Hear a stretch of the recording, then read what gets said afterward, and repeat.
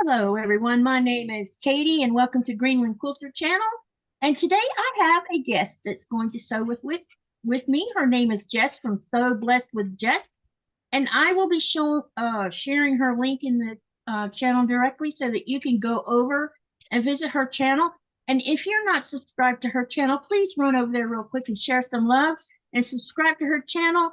And then later in the evening or sometime tomorrow, go over and pick a playlist and watch some of her videos and hit that like button and make a comment because it does help our analytics overall. So keep that in mind when you stroll over there. So anyway, I'm going to turn it over to Jess for 5 minutes so she can introduce herself, talk about her channel, and then we're going to talk about what we're going to work on. And yeah, I sound a little hyper today. Sorry.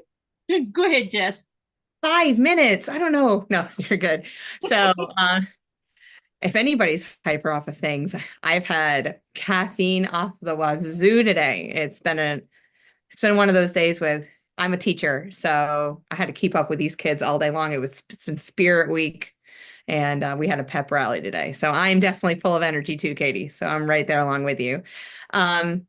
So my channel, I just started it in January of this year. And what I want to do and what my purpose of this channel was just to bring tricks and things in the sewing world, blocks, how to make things. And I just want to take the passion that I have of sewing and just bring it to you and just being able to like have conversations with you through YouTube and just to teach you, just some basic steps there from how to start to finish quilts and just blocks. It's so much fun. And I'm really having a lot of fun getting to know some people in the YouTube world and like Katie and other friends, other content creators. So it's amazing. I'm really enjoying this journey. So it's an amazing ride.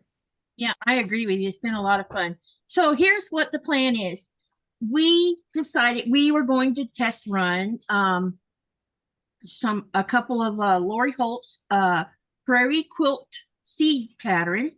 I'm going to show you the ones that I already have, but then I'm going to stroll over to Fat Quarter Shop where I purchased them from so that you can see there's actually 6 of these prairie seeds. So the ones that I have currently right now, this one is number 6. This one is number 5. I don't have that one yet. I think that is so adorable. And this one is number 3. And so I'm going to show you 2 of these real quick. And which one do you think I'm doing? Put it in the chat. Which one do you think Jess is going to do? Let's see who guesses first. And which one do you think I'm going to do? And then what I'm going to do is I'm going to share the screen in a minute. And we are going to go look at the rest of them because I only have 3 of them currently. So guess which of the 2. This one is number 3, and this one is number 6. So who do you think's doing which one? Let's see who hits the right answer. Okay, and while you're answering it, we're going to go over to Fat Quarter Shop, and we're going to have a quick peek while Jess is finishing getting ready to go, and then we're going to start sewing. All right, so let's get the screen shared. That's the first part. Here. All right, let me hunt down. Okay. Hopefully everyone can see the screen. Let me see if I can see the chat at the same time so I can see. Everybody put a heart on the screen if you can see what I am looking at right now. And I'll move the chat out of the way a little bit so it's not covering things up. There we go. Yeah, it looks good. I can see the site. Okay. All right, good. All right. Okay, so what I'm going to do is you're going to see me move the screen around a little bit so I can show you in the order that they come in. This one right here is called Prairie Quilt Seeds number 1 quilt pattern, and this is by Lori Holt. Each one of these patterns cost $8.98, but also, if you go back to Fat Quarter Shop, you can actually buy all 6 of them. Now, I don't know if when you buy all 6 at once, whether or not you save a little money, but I would think you would. So this is number 1. I'm gonna go back and find number 2. maybe. Here we go. Jane hesitated there for a minute. All right, let's find number 2. All right. Okay, this one is number 2, and you can see this is quite different than the first one you saw. When she first come out with these, I think you could actually buy fabric kits for them, but I don't know. That's true. If that quarter shop still has any kits left for these.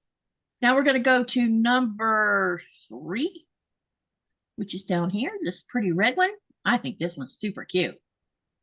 I love that. Number 3, I know, it's adorable. Yes. Okay, and now we'll go to number 4.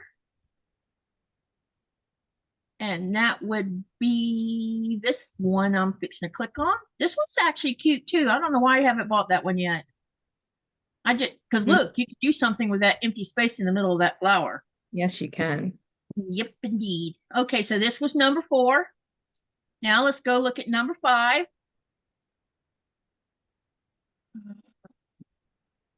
What is number 5? Oops, up top somewhere. Okay, this one is number 5. This is one you've seen me show you already. This one I like because it's got the cool little, what looks like hearts around the edges. So this one's also cute. And I like how she did the leaves on this one. She turned them down so that it almost reminds me of cornstalk leaves. Yes. All right, now let's go look at number 6. And number 6 is down here somewhere. Where are you? Here we go. The purple one. All right. And this one reminds you like of a sunflower almost. So this is number 6. And also what you can do if you want to find quickly all of them at once, where if you want to buy them as a whole complete package, you can just put in Prairie Seed quilt pattern, and then it's going to show all of them. And it should, here's the kit. All right, if you buy the whole thing, and I'm going to come over here where you can see this, the whole thing, if you bought all of it, would be $52.98 if you bought it that way. So I don't know if you're saving any money or not. Do the math for $8.98 a piece. So if you rounded them up, that would be 9 times 6, which is 56. So yep, you're saving a tiny bit of money here if you buy all of them at once. And no, I'm not being sponsored by Fat Quarter Shop. I'm just letting you know what's out there. So that's what we're working from. And now I'm going to stop sharing the screen, and we're going to go back to the other screen, and we're going to get started on sewing. And then I'm going to go ahead and say hello in the chat so I can say hello to everyone. And then we'll go from there as soon as I figure out what I did with the chat. You got a pretty good crowd coming. Yay, I'm happy about it too. Okay, so let me back scroll here, and I'm going to say hello to everyone. Hello, Andrea. Can you hear me? She told me she might fall asleep and to shout her name out so I could wake her up. So hi, Andrea.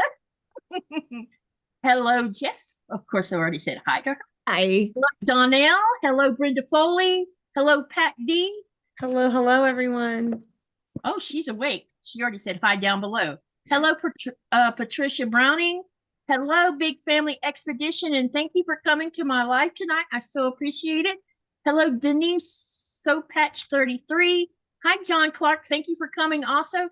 The 2 of these channels that you haven't seen in here before, what we're going to talk about is a channel called Tuber Chat. And Tuber Chat is a channel that takes small channels like us, and when you're visiting him, he helps you. He gives you good advice on how to help your channel grow better.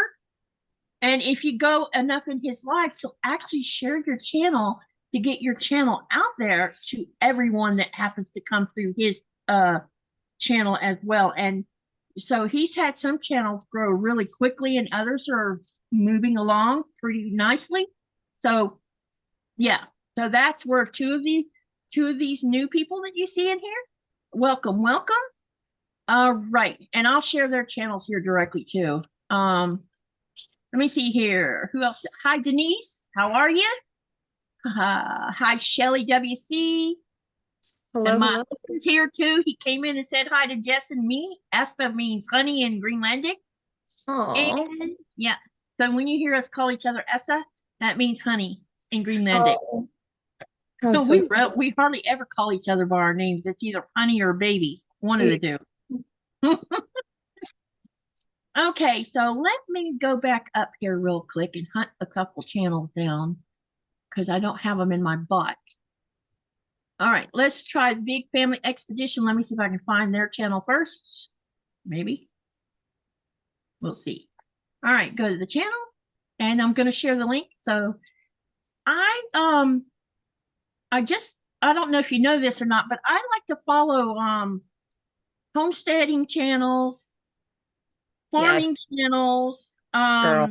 gardening channels, cooking channels. So my like of channels kind of like is out there a little bit. I also have a playlist that's loaded with music. I mean, so much music. Okay, this is for the Big Family Expedition. And John, do you have a channel or are you just a viewer? Let me know. If you have a channel, I'll share it. I wasn't sure. I forgot to ask him when I saw him earlier.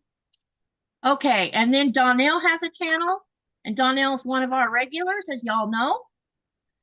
And she also has a quilting channel.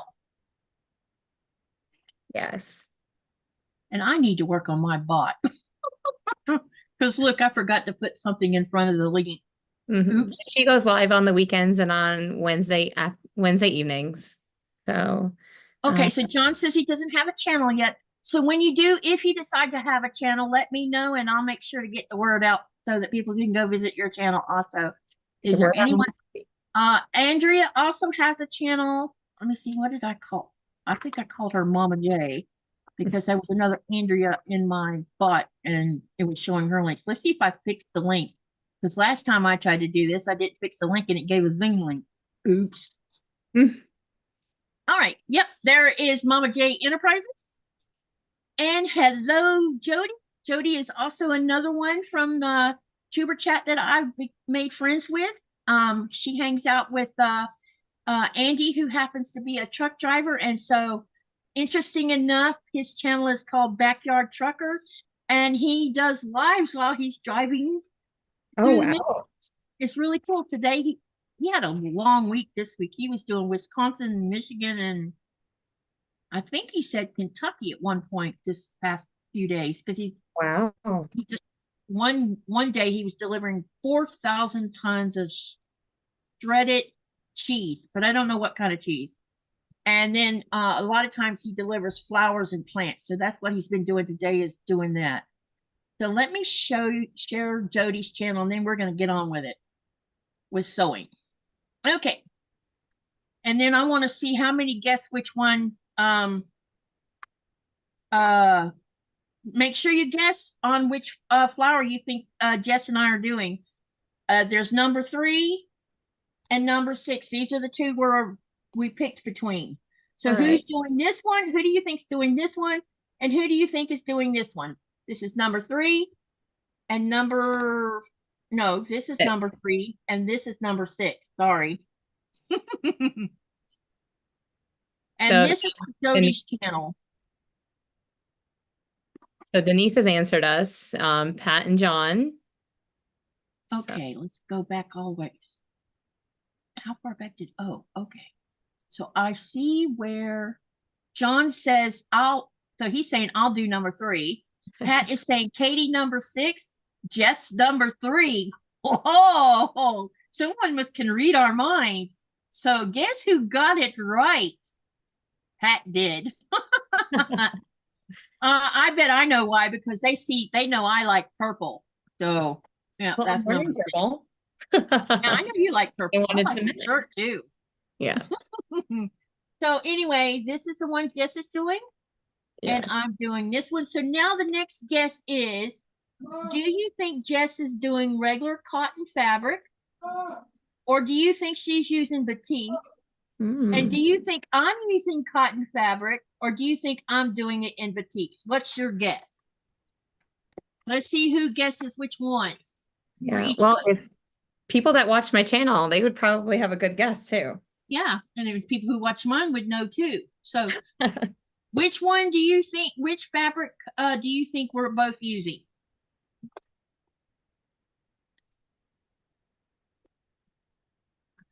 John, I'm doing number 6, this one.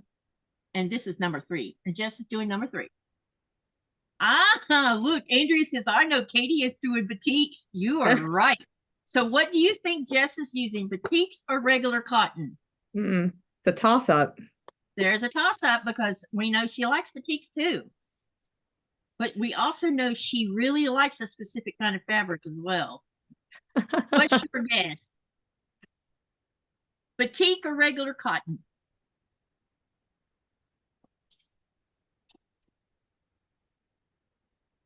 No one there. Yeah. Hello, Joe. Welcome, welcome. Hi, Joe. Andrea says cotton for Jess. Shelly, Sheila says regular cotton. Mm-hmm. Do you want to show them your fabric line that you're using? Yeah. So hang on, let me spotlight you before you do it. Okay. She's going to show you what she's going to use for her flowers. So I am using In the Beginning.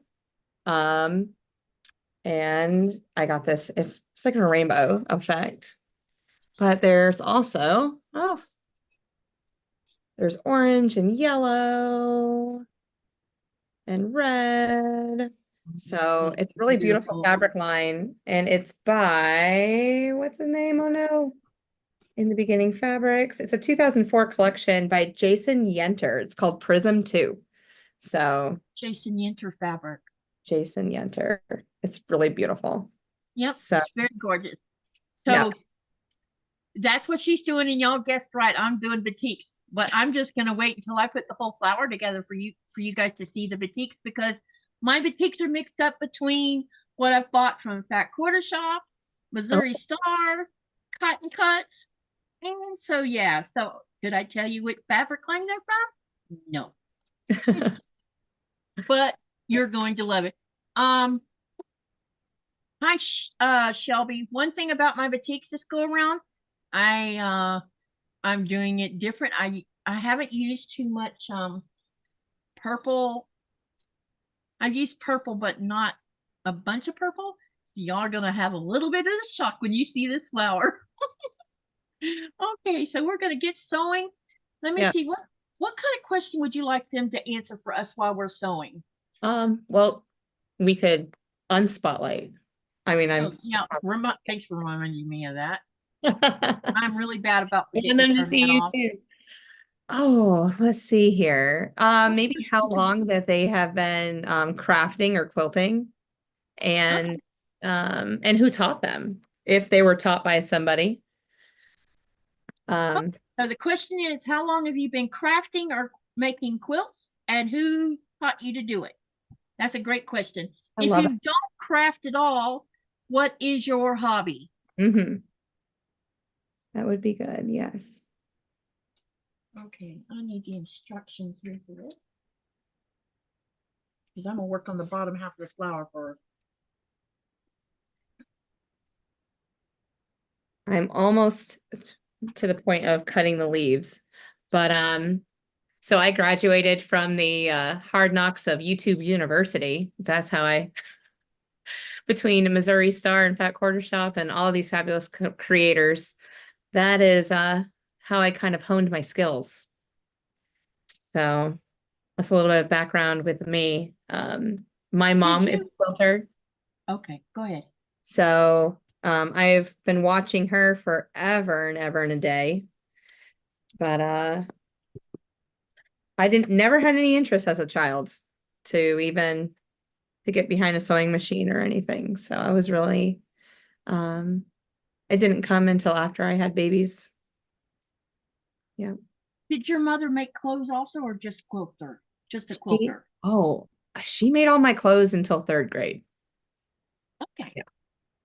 Sounds like my mom. My mom made us girls clothes for school. So one of these days I'm gonna get around to digging those pictures out, because her dresses the dresses for the most part of the 3 pictures I actually have of me from grammar school. One of them was just a simple sleeveless little red dress, and it had, you know, the flower, the I don't think it's called eyelet because they were flowers, and you could, and it was one row of this lace, and she ran it down both sides down like that, and that was all that was on the dress. There was nothing else. It was all, and I think she had a penchant for uh using solids. Now, one of the other dresses that I have, though, that was plaid, looks like plaids, and it has this white yoke on it. And I'm like, my goodness, we don't even see dresses like that in this day and age. The only dress that I can remember is I remember I wore it in 3rd grade because I embarrassed myself with it. And I'll tell you my little embarrassing story because it doesn't bother me anymore because I'm no longer 9 years old. So, but it was a gray dress. It was definitely calico material of something. It had like little bitty flowers. It was so pretty. And she made the pleats or the ruffles that went down the front. And there was red buttons. That's what I really remember about it. It had red buttons and a beautiful little collar. And and I have a twin sister, and she had the same exact dress, but hers was like a peachy color instead. But my mom, she's very talented. But I think I remember that dress because, you know, girls, when we go use the restroom and then we have our stockings, sometimes our dress gets stuck in our stockings when we're little and we don't pull them out. So I walk down the hall with my dress tucked in my stockings. So that was I beautiful. forgot I had this. That's so cool. Do you have pictures of it? No, it's just my memory. I have a lock memory. I wish I could, if I could draw it for you, but no. Well, this is the dresses my mom dresses in for Olin Mills picture. So this is my mom. Yeah. I'm on the back. This is my youngest sister, and this is my middle sister, Cheryl. Oh. Now, we do have a brother, but my brother's 12 years younger than me. Yeah. But this is while my dad was still in the Navy. But you can see she made very cool looking dresses. Yes. Beautiful. I don't have no memory of this. I don't know how old I was there. I probably had to be in kindergarten age because when either kindergarten or pre-kindergarten. Because my dad, I didn't even realize this till last year when I was, because I'm on the ancestry page, and a lot of times when your family member passes away, a lot of information starts coming across the ancestry. Correct. And I always thought that my dad had been in the Navy only 10 years before he withdrew from it, but he actually, there's a story about him in the Navy. He was 17 years old, and he wanted to get in the Navy because he wanted to get away from what was going on at home. Okay. Because his dad was a alcoholic, and so he went to his aunt, which I guess I've never met, and he didn't back then, you know, you didn't have to produce you didn't go up to like the vital statistics and get a birth certificate. Back then it was just wrote in books and stuff. So he went to his aunt, and his aunt said that he was 18 years old. He was actually 17. And when he got his driver's license stated him to be a year older than he actually was. And so he served in the Navy for 18 years, and the only reason he got out was he was on a submarine tender, and he was really interested in becoming working in the torpedo room of a submarine. You have to go through extensive training to see if you can tolerate living on basically a metal tube under the water. And your body has to be able to handle it too, not just mental, but physical. And so they have these big steel balls that had a chain on it, and they would drop the steel ball under the water and let it descend into deep water so that people could get a feel, or the Navy guys could get a feel of what it was like to be that deep in the water. And when they were going down, it was either when they were going down or I think it was when they were going down, most people's ears popped. Yeah. The pressure change. With my dad, that didn't happen. Instead, all the little tiny bones in his ears shattered. And Oh, so, poor dad. when the doctor saw him, the doctor told him that he was going to lose quite a bit of his hearing. That I think they put wires or something in, but it had damaged his hearing, and so he wasn't going to be allowed to get on a submarine ever. And I guess it upset my dad enough that when it was time for reevaluating on staying on or not, he decided to go ahead and get out of the Navy. And Yeah. so I was six, I think. Let's see. We moved to Florida in 1965, so that would have made me 3. Yeah, I was 3. Yeah, there we go. Just Sometimes I have a skewed. I don't know about you, Jess, but when you think about when you were really young, do you have a skewed sense of time? hmm, maybe, maybe, probably. I don't know. I never really thought about it. I know I do, but it could be because of other reasons as well. Hey, Donnell. And looks like who else came dropped in here? Huh. Did you say hi to Zaza? She's in here. Who? Zaza? Zaza. Hey, girl. How you doing? Yeah, I didn't even see her come in, so I need to back up here. Yeah. And let's What see if some you, of the. yeah, I mean, you're up to 23 strong at the moment. Yeah. Okay. John Clark says, my girlfriend will love you. She loves purple. Then she's going to love what I'm working on. And John Clark said, cotton for you, Jess. That was a good guess for someone that doesn't know you. That's an excellent guess. Okay. Zaza's here. Hello, hello. Shelby says Jason Yenter is from my area near Seattle. I love his fabric. I do too. He has some phenomenal fabric.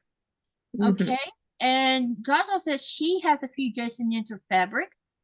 Um, Jody says she doesn't craft. She likes finding jewelry and selling it.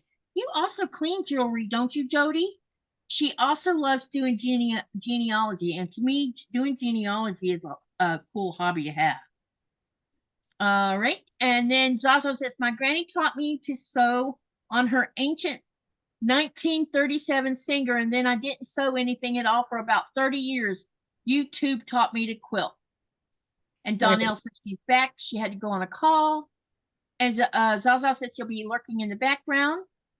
Sheila says, yes, I walked down the main street of town on my way to work with my skirt tucked into my stockings. Some nice man in the elevator told me, and I was mortified. Oh no. Then Pat says, my grandmother taught me how to do embroidery and crocheting. My mother taught me how to use a sewing machine, and I've been doing some kind of craft for about 70 years now. Sheila says I have been making since I was a young child, and I think it was around 2009 when I took a quilt class from my LQS, which is local quilt shop. Mm-hmm.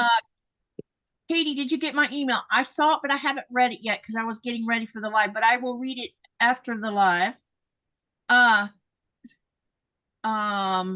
Jody says, Jody, by the way, is for Marketplace Boutique. She says, yes, she cleans it. It's nasty when she buys secondhand jewelry. I thought you had said you cleaned it because you were cleaning on a live one night, I think, when I was watching. And then Andrea says, I have been sewing and quilting for over 60 years, and my great grandmother taught me how to quilt. So, and on my end, my mother, I got sidetracked, I guess. As I said, she was making our clothes. Mm-hmm. But her mother, who lived to be 94 years old, she made quilts and clothing. I'm not sure why my mother never picked up I kind of think I do know, but she never made quilts. But what my mother was gifted like I am. We both have that superpower for growing anything green. And Oh, my mother would grow food, and she was good at it. And when we lived down in South Florida, we lived in this place called Chuliota, Florida, and we lived in the middle of 3,000 acres of orange trees. Mm. And she, right at the front of the orange grove, there was this big empty plot, and her and my dad got out there, and Dad helped her clear it. And she had row after row after row. So every fall, it was time for us girls shuck the peas, shuck the beans, shuck the corn, Yeah. okra, and then get yelled at because we were sitting there eating it raw, Especially me, because I'll eat raw okra any day. I don't. I've never had raw okra. I've always cooked it. Get you a little bit of salt and pepper and do this. And just, yeah. Just bite into it. It's so good. All right. When I grow it next year, I will, I promise. Okay. Because some people complain, oh, it's such a slimy vegetable. If you learn how to cut it, it is not slimy. You're correct. It's not. Yeah, exactly. My mother never made slimy. Even when she boiled okra, I Mhm. don't know if your mom, I don't know where you learned to do, how you learned to do okra, but my mother would get she would pick fresh white acre peas or fresh Yeah. black eyed peas, and she would have to get it about 3/4 of the way cooked, and then she would gently lay the okra over the top, right on the top, and put a lid on it and cook it for 5 more minutes. Oh, wow. Then she would take a big flat spoon and gently underneath it and lay them on the plate. And then that's how you ate them. And they would not have that what everybody talks about. Ooh, I don't like the sliminess of it. So yeah, I do when I cook okra, I tend to put it in cornmeal. Now And I like fried okra the best. Yeah, fried's the best. so, but I do put it in a lot of my soups. Got to go for the fiber, I'm getting old. It's great in gumbo. Have you tried it in that? Yes, girl. Yes. It like thickens the gumbo. It's so good. Yes. And Nikolai loves my gumbo. Oh, he's going to be wanting some soon. Yeah, you know what I'm going to make this weekend? Hmm. I'm making bean soup. Oh, yes. I picked up a big chunk of smoked bacon from the store yesterday, and I'm going to boil it with in the water first, and then I'm going to soak the beans overnight the night before, and then I'm going to throw all of that into a crock pot and let it have at it, That sounds delicious. Yep, it's going to be yummy. My mom used to make the bean soup, and I loved it. It was one of the only beans that when she cooked it like that I would eat. Mm-hmm. Because when she made chili, I don't eat chili. I'd go have a peanut butter and jelly sandwich. When she made beef stew and chili, it was like, no. I like chili. I really do. A lot of people do. I don't like how spicy it is. Well, some people told me you can make chili without making it hot. you can, definitely. I've made it I use brown sugar sometimes just to sweeten it up. Oh, really? I have never thought of that. Yeah. So that's delicious. And just a little bit, not much to. Yeah. But yeah, I don't really, sometimes I'll use a lot of spices and sometimes I'm just not in the mood. So when you were growing up, was your mom a gardener? no. Where did you learn your gardening skills from? My stepfather. Oh, cool. So when we moved in with him when we were 13, and he said, all right, Jess, we're going to do a garden this year. And I'm like, okay, I've never done that before. And he goes, you got to learn. Yep. So he cleared a bunch of land and we put together a garden. And I just remember going out there and picking all the green beans and the yellow wax beans and just eating them right out of. Yeah, right out of the pods. Mm-hmm. Yep. But yeah, we cooked everything. And then behind our house was a huge farm that grew nothing but vegetables and apples. Oh, So nice. I could go back there and pretty much pick whatever I wanted whenever I wanted. And I worked up in the farm stand. So That's awesome. Yeah, Did that was a y'all lot of fun. also, did y'all also raise animals to eat? Um, no, I we had a couple dogs. That was about it. My Yeah. mom had pigs and chickens and baby calves. And when my brother was born, you know, I was 12 years old when he was born, and my grandmother from Alabama came down to take care of us. Uh-huh. She'd wake us up at 4:30 the freaking morning and have us out there bottle feeding those calves while my mom was in the hospital with Michael. She didn't want to do it. Go to school, but she would have us up at 4:30 doing it. Hey. She's like, gotta get those chores done. Mm-hmm. Absolutely. But I think our most favorite thing was getting in the pig pen and riding the pigs Yeah. because they buck worse than a horse. I'm gonna try to keep up with your chat a little bit, but Mary G just came on. If we haven't said, I don't think we've said hello to her. Hi, And Mary. Hey, um, Patty. yeah, Patty's here Patty's too. here. Yeah. And I'm about to show my leaves. Well, I am starting in the center of mine. So Okay. Yeah, I decided I'd try to mess with the bottom part of this because last time I made this flower, guess who put the leaves upside down? not me. It was me. Yeah, I put them upside down and had to rip them all out and put them the right way. Okay, so this basically you have depending on the fabric you use, you can use like directional on the bottom if you want. Now this is kind of directional, but it's not. Okay, so I can get away with it. It doesn't matter which way I do this. But you have to put the lighter color of the leaf on the top. So you can kind of see when I hold it like this, you can see there's a shape to this. And there'll be a stem that goes right down the middle of it. So you have to make 4 of these. And so I've made 4. Now what I'm going to do is I'll go ahead because I haven't got the flower all the way done yet. Just you'll see what's going to happen with the flower. It's not put together yet. I'm going to go ahead and do the stems because it's at an angle, I always will turn a half square triangle the wrong way if I'm not paying attention. So I have chosen. Understandable. Yeah, there's no measurements on this, so I can actually show you this up close. So here's the setup of the how you're going to set the leaves. And then the stem and everything will go through the middle of it. So this is the part. Here's an example of what you're going to have as a finished piece.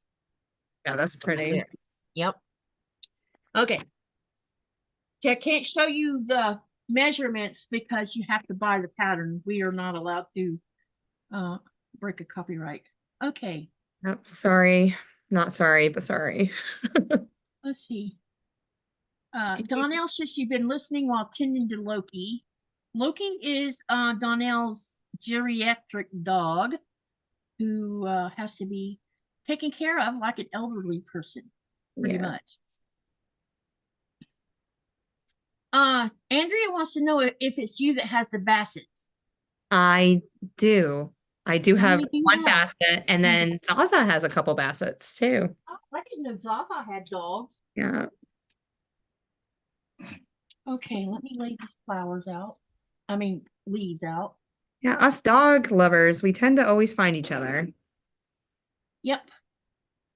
Now, Nikolai, did you ever have a dog when you were little? Yep. How many dogs did you have as you were growing up? I think I have it was around 5 or 6 black dogs. Oh, that's right. You got raised with sledge dogs. So as most of you know, sledge dogs are a Greenlandic thing, just like Icelandic horses are an Iceland thing. So the rule here in Greenland is that Icelandic dogs they only live north of the Arctic Circle, not south. They can live south, but once they go south of the Arctic Circle, they can never go back to the north. And I'm going somewhere with this. And you're going to say, well, why is that? It's the same reason as why Iceland has a rule. There is only Icelandic horses in Iceland. There is no other breed of horses. Why? Because they don't want the bloodline being, because human beings, being humans the way they are, love making mixed breeds of everything. They don't want that bloodline destroyed by crossbreeding. It's the same for the sledge dog. Because the sledge dog is an ancient breed, and so they don't allow any regular kind of dogs north of the Arctic Circle. And once the sledge dog goes south of the Arctic Circle, they can never come back because they don't want the bloodline being mixed with other breeds. They want to keep that bloodline pure. Makes sense. Yep. Yeah. Okay, so this is going to go down the middle. Worst part with the dog sledging is that when the dog farts and the dog poops. Yeah, when they're working, right, babe? Yep, when they're working. Yeah, he's talking about when they work. Oh, wow. Yeah, when you're driving dogs, Yeah. they don't stop and let them go to the bathroom. They do their business as they're working. And I can tell you, I know we shouldn't be talking about this, but I've trained my dogs to go to the bathroom on command. So I use the word let's go shoo shoo, and they go outside and they do their business. You could be walking down the road healing with Coda, and Coda would do his business while he was walking. Oh, wow. He wouldn't stop and make you stop and do it. He would just keep on going, and I'm like, oh no, we have poop in the walkway. Stop and clean it up. Okay, so the next thing I got to do, and Jess will start showing you soon what she's going to do. I am going to go ahead and start sewing the stems and the leaves together. And there's also like a like a little mini sashing. I don't know if you can see this or not. Can you all see like the little sashing that goes in between? Come on, camera, focus. Can you see right there? There's a sashing that goes through here. There's also one. Oh, okay, here's a picture. Up here, do you see there's a dark spot right here in the middle? And there's a sashing on each side. You got to do a sashing right above there too. Right above my finger right there. So that's what I'll be working on. And then I'll sew the whole unit together.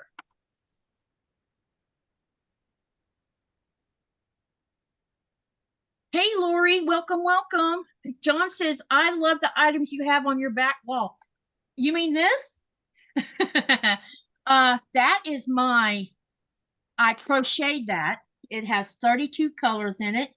It's called Mandala Madness, but I have given it its own name. I call it Arctic Lights because Arctic Lights. And the reason I call it that is most people think that because I lived in the land of ice, that there's no color here. That's absolutely wrong. We have northern lights that are so cool.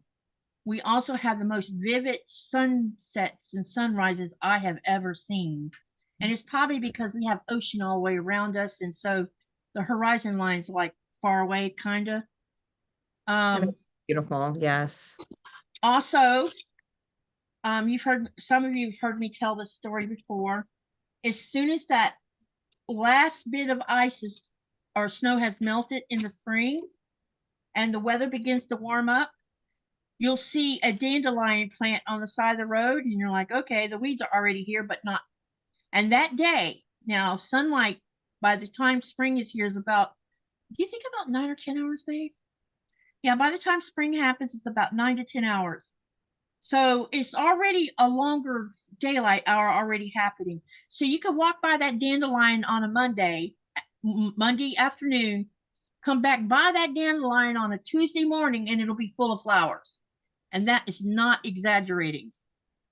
Wow. It amazes me how quickly nature gets on with things here. So, but by the time spring is in full swing, there is color everywhere, yellows, whites, oranges, pinks. I mean, there's poppies and daisies and dandelions and something called a buttercup and fireweed. I mean, it's amazing what happens here. And this goes on for the whole summer. Everything hurries up, grows, flowers, and seeds exponentially fast. Well, it knows it has to do the work. Just it only has so much time. Exactly. So Now our summers are going a little bit longer. It used to be what, 90 days, babe? Yeah. But the last 4 years, our growing season is going to about 120 days now. okay. Because we're not getting cold like we used to. Mm-hmm. And today we have a one of those kick butt. You remember a year ago the storm that hit that knocked out my sewing room? We're having that same kind of storm right now. Oh. And it's coming from the southwest.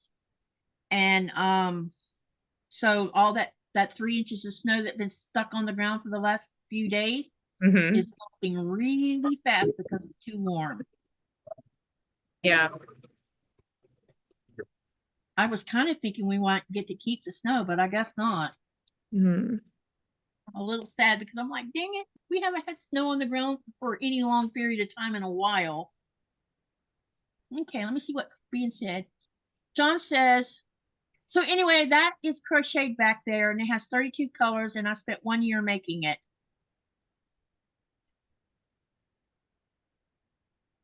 It was part of a crochet along in Facebook called, I think the channel's actually called Mandala Madness, but that was my second year long one. The first one was Sophie's Universe, but I don't think the channel was called that. It was called something else. But if you go into YouTube and you put in there Mandala Madness Mm-hmm. or Sophie's Universe, you will find videos about it. Well, it's gorgeous. Thank you. I love it. Now, my next masterpiece, and y'all have heard me talk about this already, I'm going to make a quilt top that has 100 teak colors in it. Yes. I remember hearing that on your last live. Yep. Not last, but or maybe 2 lives ago. Yep. That's So, my goal. Future goal is to make one that's nothing but color. yeah. Right in your face. Hey, Candace. Welcome, welcome. It's amazing. And Donnell says she's back. She had to buy more food for Loki. And now on the way to, how do you say that? Is that Meyer? Meyer. Yeah. Meyer? Okay. Okay. Yeah. Gotcha. Yeah. Gotta get those groceries in. Absolutely. Thomas got an email today from the school. Where Thomas went to school. Apparently they're going to have a live to talk about that they've added more security stuff for the school there. Yeah. And it talks about the classroom doors will now have electronic door locks on them. So if they have to lock down the school because of a potential, they can automatically trigger a lockdown in each of the classrooms. Oh, wow. And some other kind of things they're doing so that if a teacher is feeling that their classroom's in danger, they can contact what is it called? Student something officer? SRO. SRO, yeah. Along with the principal in case something happens in their classroom. Yeah. I think it's sad that our children have to worry about this kind of thing. No, I just want them to worry about fire drills and tornado drills, but exactly. We're... Me too. That makes 2 of us. Or so-called bomb threats. Well, I've never had to deal with those, so I only had to deal with them when I was a teenager in high school. In middle school, we didn't have them. But every now and then they would do a bomb threat drill. And the schools were relatively unprotected until Ted Bundy came through our town and took Kimberly Leach from the school that I was at.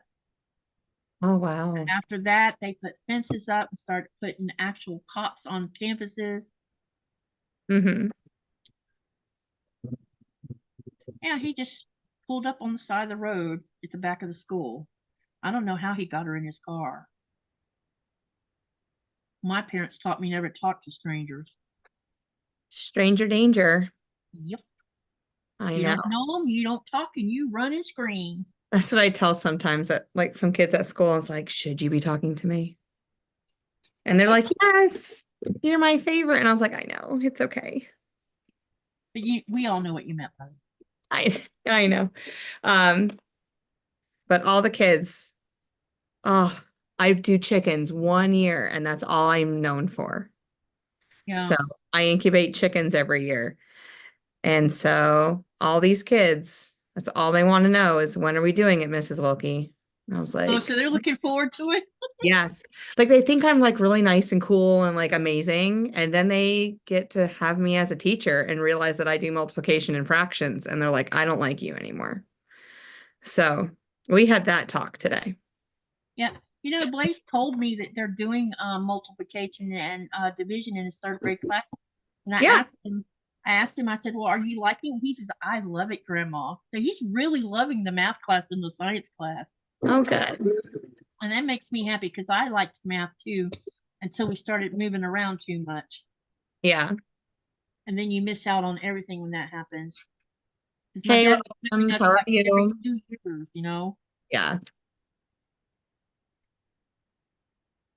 And you miss out on things when that happens. Please tell me I didn't just put that upside down. You did not put it upside down. No. Nope, we're not taking it out. Oh, okay. I was about to panic for nothing. Now that I got it turned the right way. There you go. No, but I have it upside down. Look. Or maybe Hey, I just... it's a good mistake. Oh, wait. I know what I did. I just had them on the wrong side. That's okay. I got it figured out. Okay. Never mind. Faked out. Whew. Oh, I have to clear it out. Yeah. Okay, now we need to... So what I've done is I put... So this... I've already made the top sashing, which has that one strip of green in the middle. And you have the sashing on each side of that. So that's been done. Okay, and that's going to go at the top that goes between the flower and the leaves. So now what you got to do on the second set of leaves is there's a sashing that's going to go up here between the two sets of leaves. So I've sewed that on, and now I'm putting it on here. Now what I have to do, let me show you. I'm going to take this out so you can see what I'm going to do.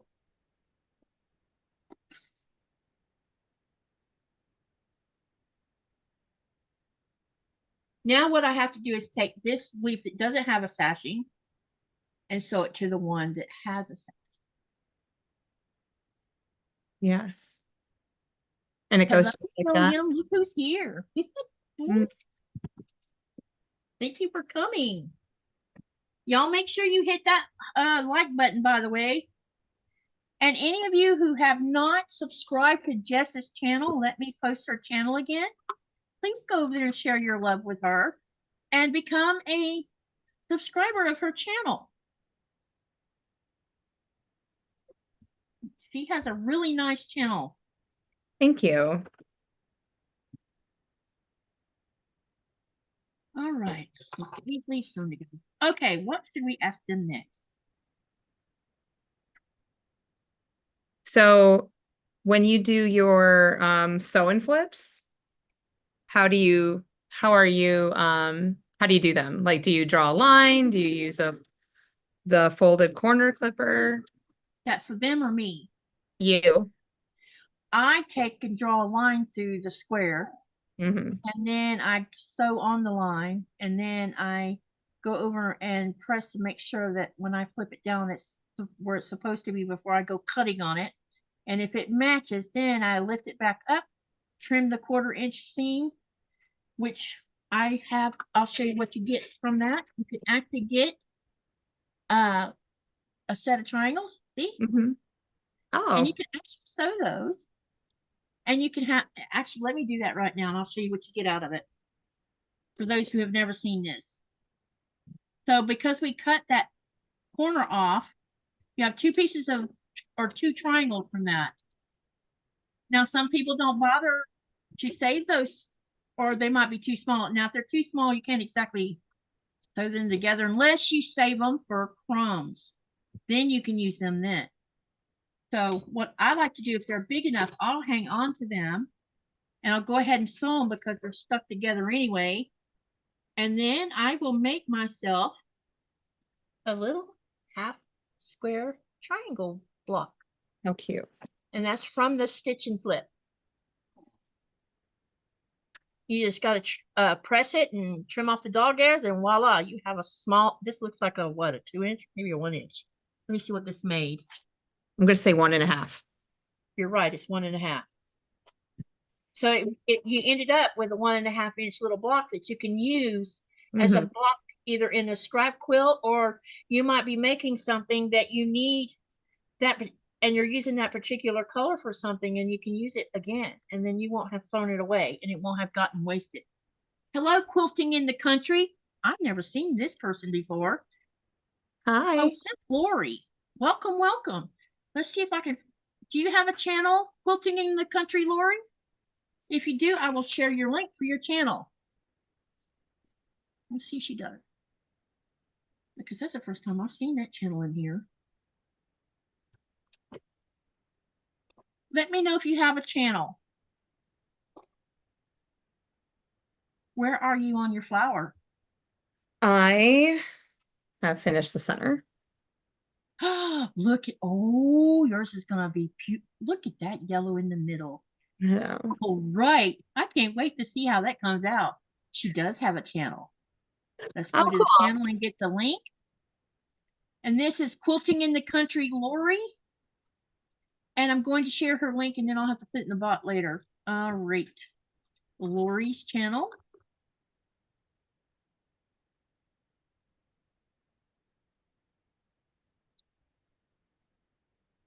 I need to set my bot up where people can share the links. I don't know how to set that part of it up. I can set this part up, you know, where I share the channel.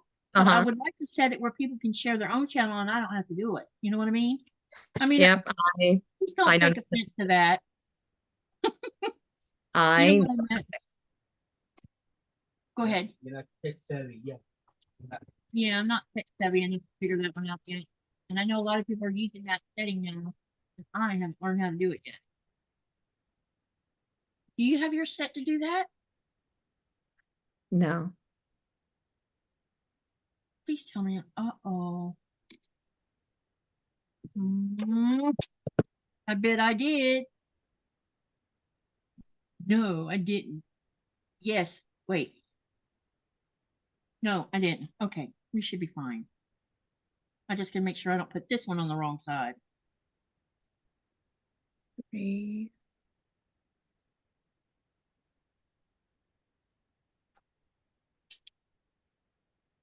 Oh, I just need to turn it in the right direction. I was about to say, what did I do wrong here? Okay. No, it's okay. Got it. Now let's get this one done. These triangles teases me sometimes. Do you think because people, you know, people like me who get confused by angles is because their geometry skill set might not be as good as other people's? Or it's just because angles are a pain when it comes to quilting? When people are angly challenged? Yeah, because I'm angle challenged. It could be with geometry. And that maybe you just don't, you know, it's just not being able to picture things when they're made. But I think everyone has some sort of angling challenge. Like I really have to like double check to make sure that I'm cutting off or sewing the right sew and flip before I even start, and I double triple check it. But I use a folded corner clipper now. So like go a ahead. Ruler or something. Yeah, it's a ruler. So it's a triangle like this. It's from Creative Grids. Oh, okay. And by Susan Nelson. And you can make half square triangles up to 5 inches. So with a smaller one. And that's what I use for everything. So I can keep that 1/4 inch seam. Absolutely. If y'all are interested, go over to Quilting in the Country and subscribe to her channel too. Share some of your love. I know there's a lot of us out there, but you know, we all got to stick together. Absolutely, we do. Yep, because we're all baby channels. one day maybe we'll be big and we need to help the little ones out. You know what I mean? Mm-hmm. And we may never get big. Who knows? I just want to have fun. Girls just want to have fun. Like that song. Absolutely.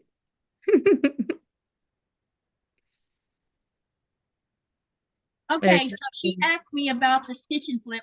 Those of you who make quilt blocks, do you do what method do you do the stitch and clip? Do you do stitch and clip, or do you do snowballing? What do you do, or do you use a ruler like Jess does? I don't know all the terms for that particular technique. I also think that sometimes I make mistakes because I really don't understand the mechanics of the whole pattern, maybe. Understandable. Let me make sure I got this right before I go and press everything. It's going up, up, yep. Okay.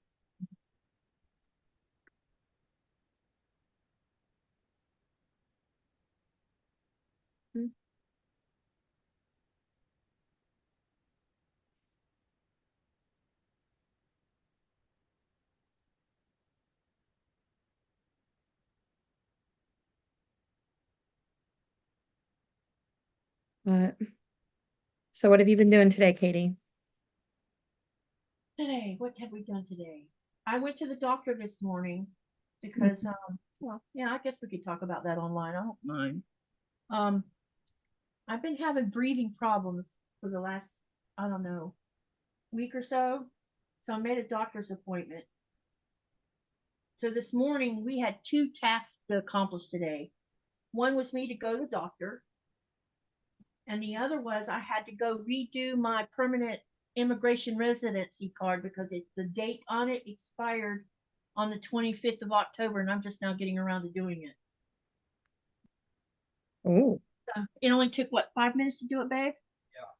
Because we went yesterday afternoon and got a new picture made, a passport picture made. yeah. Then I gathered up.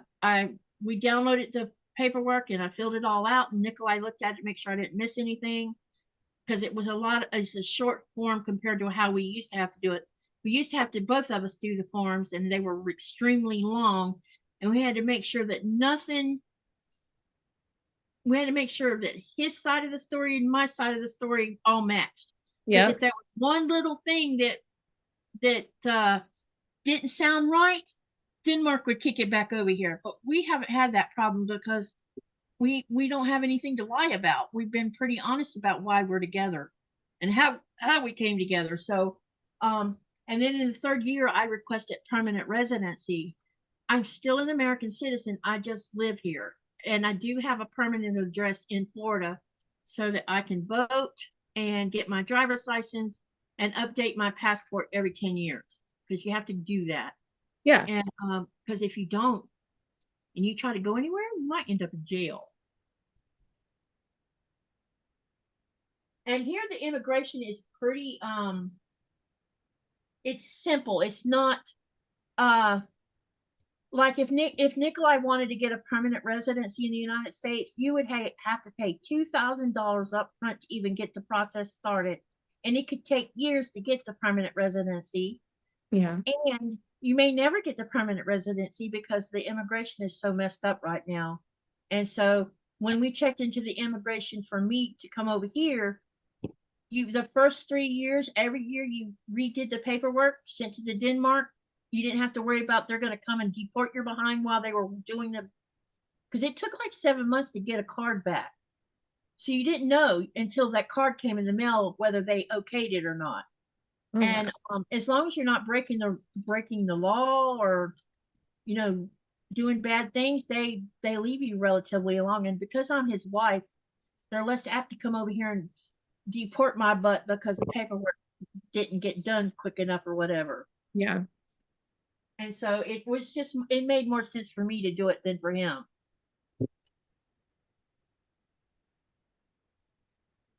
I agree with that. Yeah. I have a cousin, and she She went on a mission trip to Chile. Uh-huh. And so she ended up finding the love of her life. She was down there. And But it's like too then. so she lived down there for quite a while, but now they're up. They've come back to live in the United States. So they're going through all of that right now. Yeah, I know some my first husband's mom, she was from Japan. You know how long it took her to get a US citizenship? 10 years. Wow. Even though she was married to an American soldier, it was 10 years. And I know one other person who was married for 10 years and she still hadn't got her citizenship because they were taking forever to let her go take the citizenship test. So it's definitely lots of issues where that's concerned. Yeah.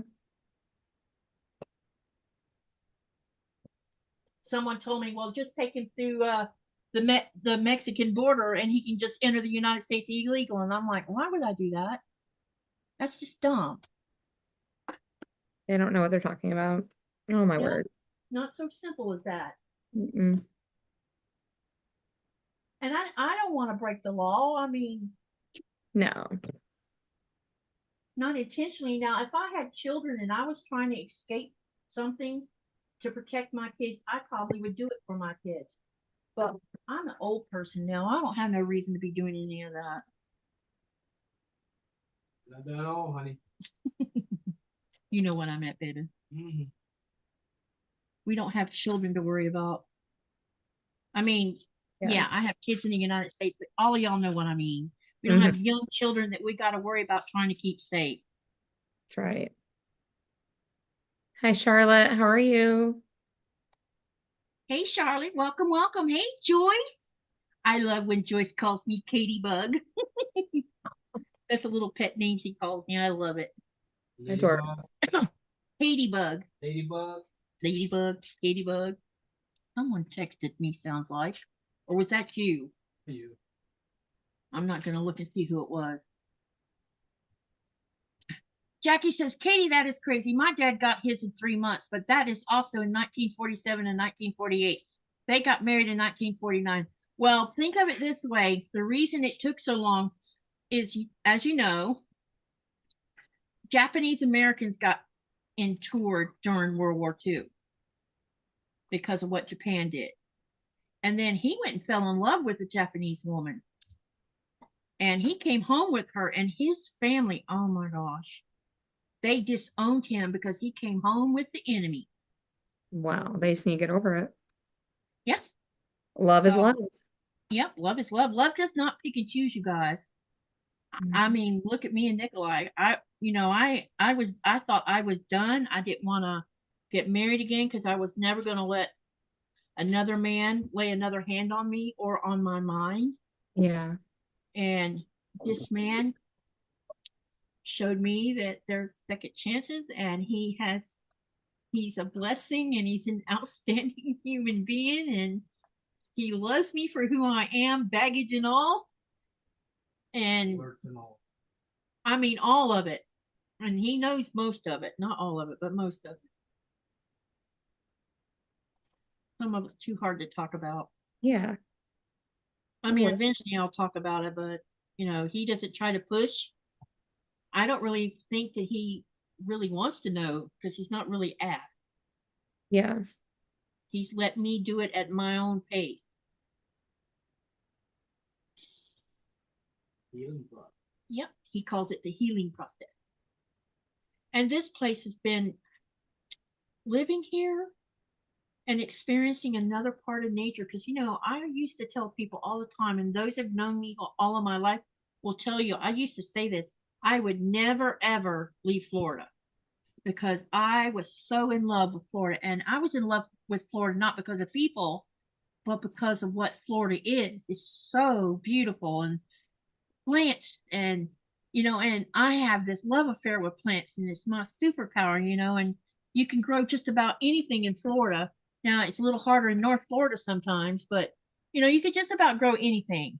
And I never thought I would leave that. And then this person comes along and changes my whole world and takes me to his home because I came here for a visit before we ever made the decision on who was going to do the moving.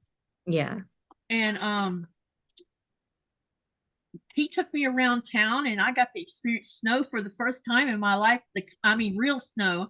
I mean, it snowed in 1989 in Florida where we had like an inch and a half on the ground 3 days before Christmas, and people didn't know how to drive on the roads because there was this black ice on the road.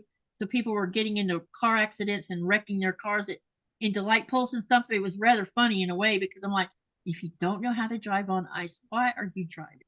They don't know it. Yeah, well, yeah. Yeah, I'm with you on that one. Yeah, because I'm like, why are you driving if you don't know how to do this? And so when he brought me over here, we decided we were going to see if my asthma would give me the same grief it was giving me in North Florida, because from October to March, my asthma would be so bad I would be in the hospital. And I usually, by the time I made it to the hospital, I also had pneumonia at the same time. And only I didn't know it was pneumonia because I thought it was my asthma trying to kill me. And so we decided I would come in the middle of December and I would leave in the middle of January. So that's pretty cold time to come. It's not as cold as February, of course, but it's cold enough to see if it's going to trigger my asthma. I was over here, and the only time I had trouble with my asthma during that time frame is it was exercise induced, but not environmental induced. In North Florida, because I finally realized what the trigger is. We have a lot of humidity during the winter months in Florida, and also you get that volatile cold front that always comes from the north down to the south. All of that was triggering my asthma. And then it weakened me enough that anytime someone was sick, I would catch what they had. So the whole time I was here, I wasn't having any trouble, not really. And so that was more of a reason for me to move here, because my asthma seems better here. Now it can't undo the damage done by pneumonia and asthma, of course, but it can extend my life longer. That it was beautiful. Somebody just made a comment I need to answer. Let's see. Jackie says, sweet story. And then Quilting in a Country says, he messed it all up. That's wonderful. And then Joyce says, hey, or Katie Bug, I love your crocheted medallion behind you. I wish there is a quilt pattern. Yeah, that would be a fun pattern to make, wouldn't it? I don't know if we can make one like that because there's those crocheted flowers up there. But the half circles probably could be done. The nor'easters off the ocean are horrible. Yes, they are. I don't miss those. We get what's called a bitter rock, and it's similar to a nor'easter, only it's worse. And usually it'll last several days. But we haven't had hardly any of those in the last 4 years, have we, babe? Not really, not many anyway. When I first moved here, I have to tell y'all a story. In March, what did I do up here? Hang on a minute, I need to fix something real quick. In March of 2012, right, babe? Yeah. Nikolai was with his mistress, and usually February, March seems to be the I guess the hardest part of winter month before spring comes. And so before we got hit with the bitter rock, there was probably about 4 to 5. No, there was more than that. There was about 6 foot of snow on the ground.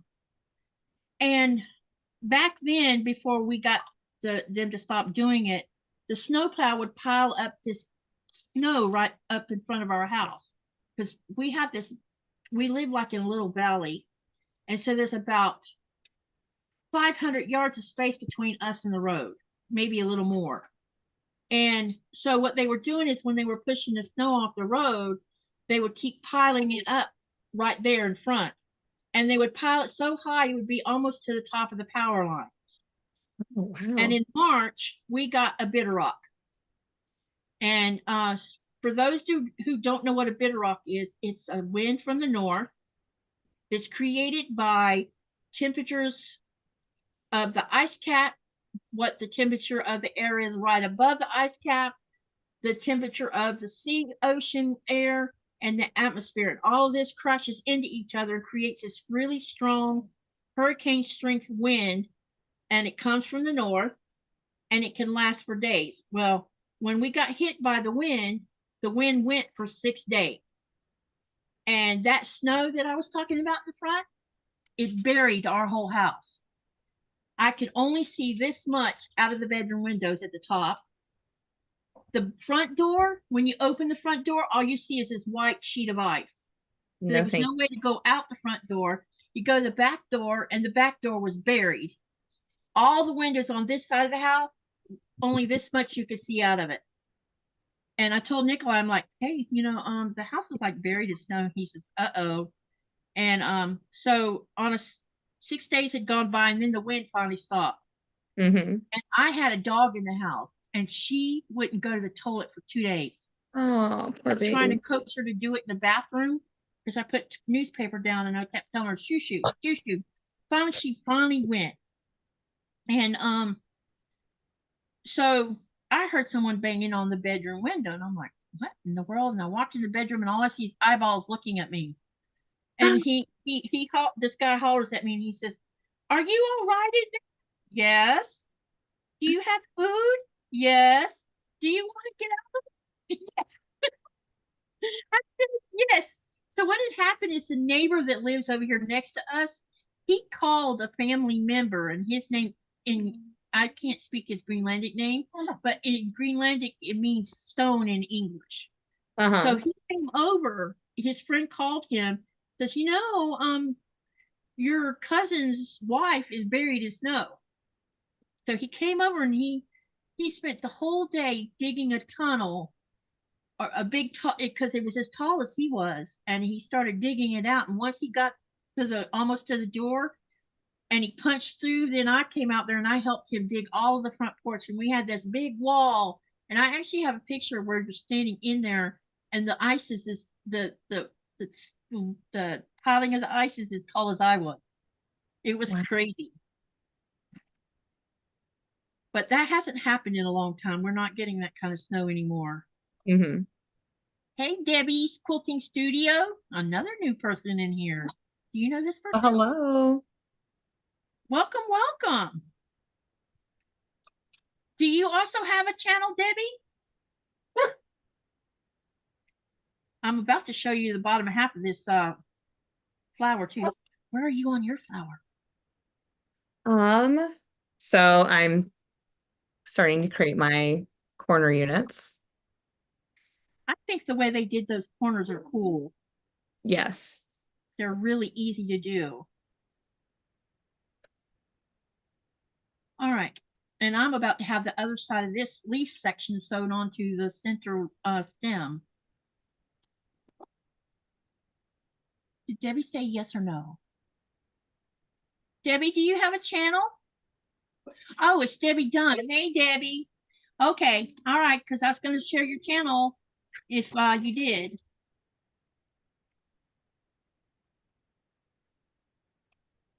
Why are you barking at me? I know what you want. You want me to feed you, don't you?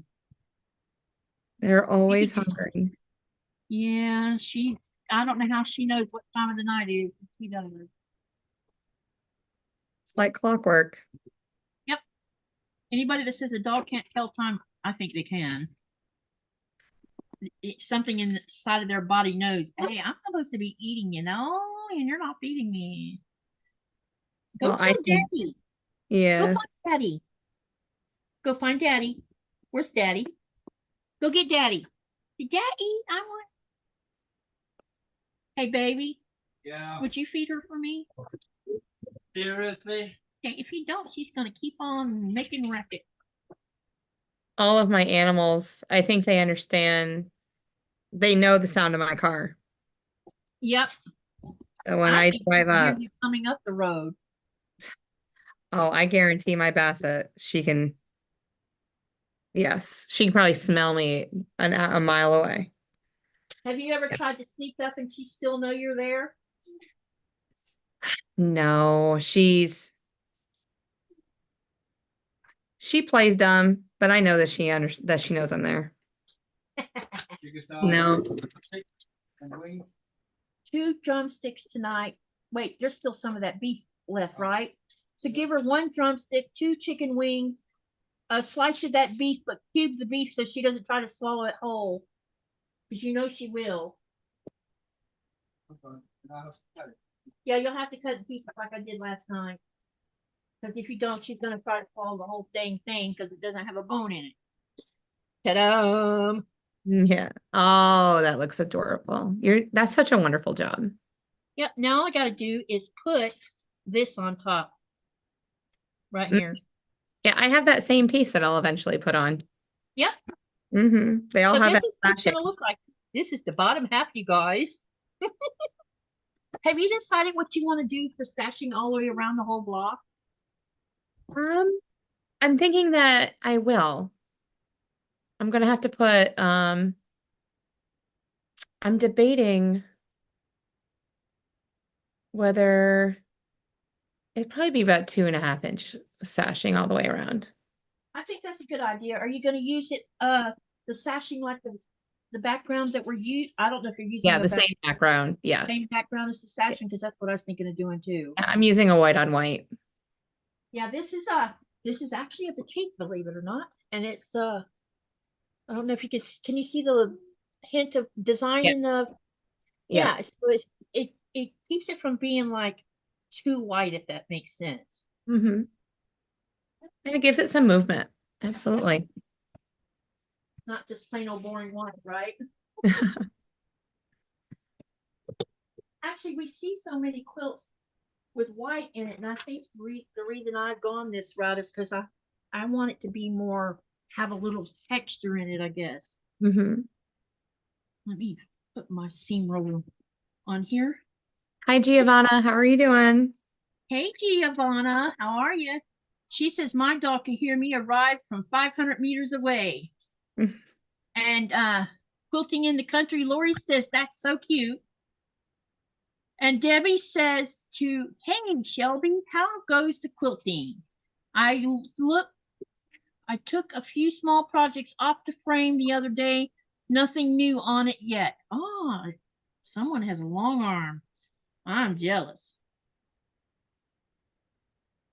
My husband says I can buy another sewing machine when we go to Denmark. Ooh. What are you thinking about getting? I want an M8, but my goodness, if we can't find it for a better price, I might just get another 6700P. Yeah. Because I need a backup machine because I don't have one. And this you one's need a backup for your backup. Yeah, and this one's 4 years old. Yeah. It hasn't been serviced. So, yeah, and the only way to get it serviced is for me to pack it in its box and ship it to Denmark from where I bought it from. And that means I would be without a machine. So he told me I could buy me another machine. I want an M8 so bad because the neck is a little bit longer than my 6700P, but it also has a stitch regulator for it. Okay. So when you're doing free motion, it can keep you from making mistakes when you're doing free motion. You know, by keeping the stitches even. Uh-oh. I need to turn these, well, crud. In order to nest these, I'm gonna have to turn these different direction. Yes. That's the only thing. I hate nesting. I would rather just press the seams open, but I didn't do that already, so. You're hurting my heart, Katie. Nesting is my thing. I can't get it right. I always make a mess of it. When you lock your seams, do you hold on. Let me get one that's nested so that I can make sure that I'm saying it correctly. Mine is always messy. Okay. So when I lock my seams and then when I'm putting it through my machine, Here, let me spotlight you so I can see what you're talking about. Where's the spotlight? Okay, here we go. So I've nested my seams. Yeah. Can you see that? Okay. So I make sure that when I'm running it through, so I've placed it and I'm running it. This top seam is Yeah. facing up. And Okay. so it's going to give enough pressure that it's going to keep the seams locked while you're going through. If you Oh, flip it the okay. other way and you have, because you're like, oh, it's going to be easier. I know it's not going to flip as it's going underneath the presser foot, but the seams will separate a little bit more if you run it down. Okay. This That might be what I'm doing wrong then, because I So- was to send it the other way. Yeah. What you just said. So make Okay. sure that the back seam is facing down and Okay, it'll gotcha. stay. But yeah, it'll keep it locked a little bit more firm for you. Okay, I'll try doing it that way then. I hope I explained Yeah. that correctly. My brain is that kind makes. of like, Yep. it's I amazing. understand. Like fried. Yeah, so I want to start with this going into the machine. Yeah. Oh, wait, sorry. Yeah, you can go ahead and unspotlight. There we go, girl. So you want this, so this being up when it goes through the machine is the way it needs to go. Correct. Yes. Okay, gotcha. I would try that. Okay. See how successful you are with that. Hey, June, how are you? Oh, we're getting lots of people in here tonight. Thank you all for coming. Yay. Thank you for hanging out with us. What time is it anyway? Your time or my time? My time, because I'm paying attention. It's 9:29. We still have 30 minutes. So, because I only wanted to go 2 hours. And then we'll do the rest of it next go around. For all of you who are already here, when it gets to be 7 o'clock your time, which is when right before that, we'll start to shut down. Yeah. I have set this live so that it'll automatically carry you over to Handmade by You. Ooh. Because her channel is the next live for quilting. It is. She's working on the Bargello tonight. Yep, that's what the link said, that she was working on that. So Absolutely. I thought I would just set up the link and you guys can just follow the link from here to there. Are you were you participating in that? Because I know you're doing the squirrel group. Oh, I don't want to. I'm trying to find a Bargello I actually want to do. Okay. And that particular style of Bargello is just not what I want to do. Yeah. No, Well, don't take that wrong. It's just no. I want something that looks more. You know how I done Andrea's modern tumbling blocks? It was easy, but it looks challenging when you look at the finished product. Correct. And I want to do a Bargello that looks like that. That's more challenging looking. Well, I'll send you a picture of one that I would love to do. Okay. And yeah, and I'll show you where I got the pattern. I did get the pattern through Etsy. So Okay, yeah, because I know there's different styles of a Bargello. absolutely. I just didn't want to do it the usual way everybody, most of them are the same one. And I saw lots of those at, online and stuff. And like, no, I want to do something different. I want mine to look like everybody else's. Mm-hmm. Hi, Nancy. How are you doing?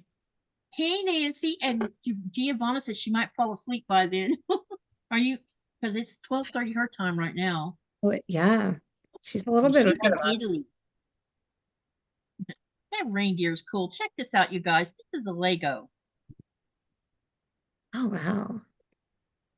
So you can put a person on there, or or a saddle, or harness. Saddle or harness, yeah. That's so neat. Or Santa sleigh. Oh, Santa sleigh thing. Oh yeah, that's right. It's Donner.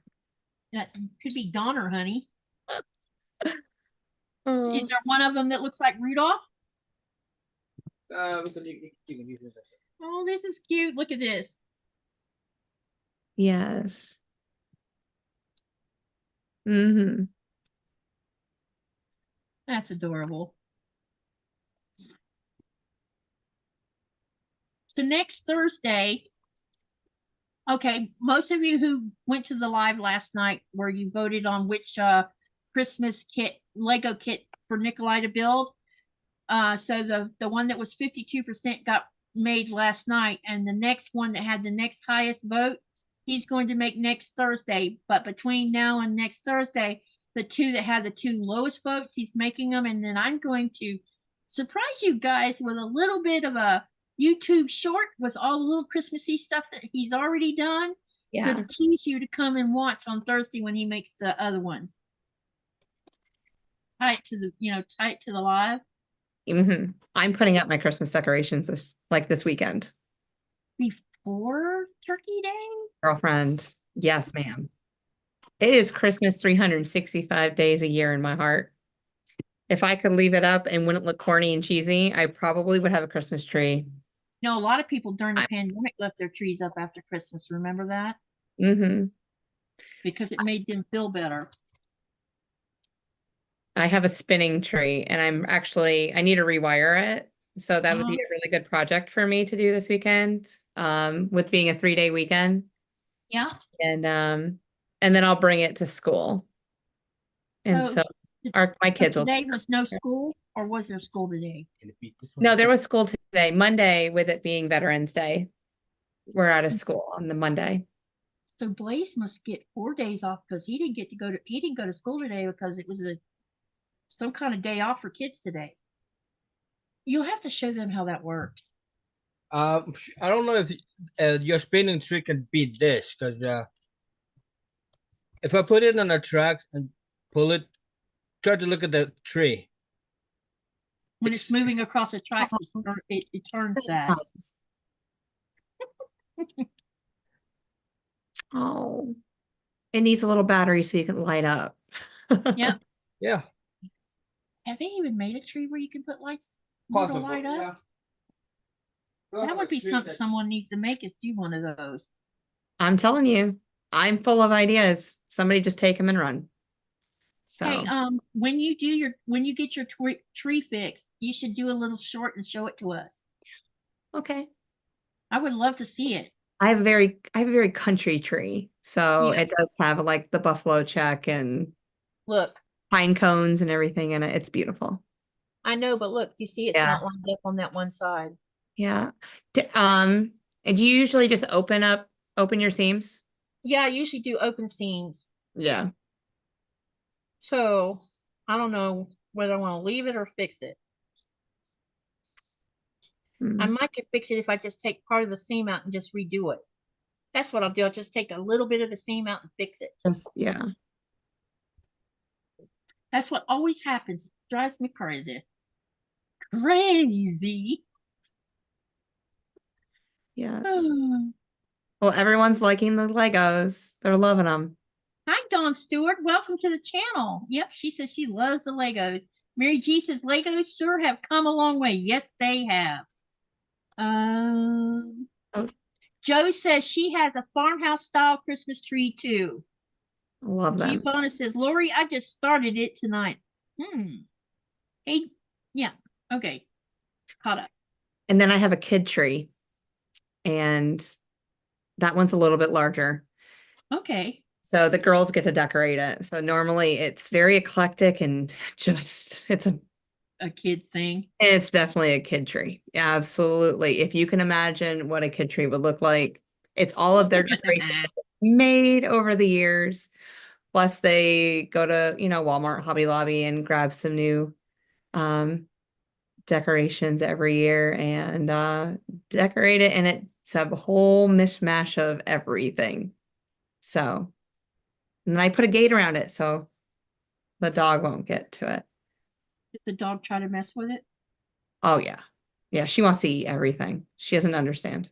Oh, boy. Kind of like a cat, huh? Oh, yeah. Yeah. Because I used to have a couple of cats.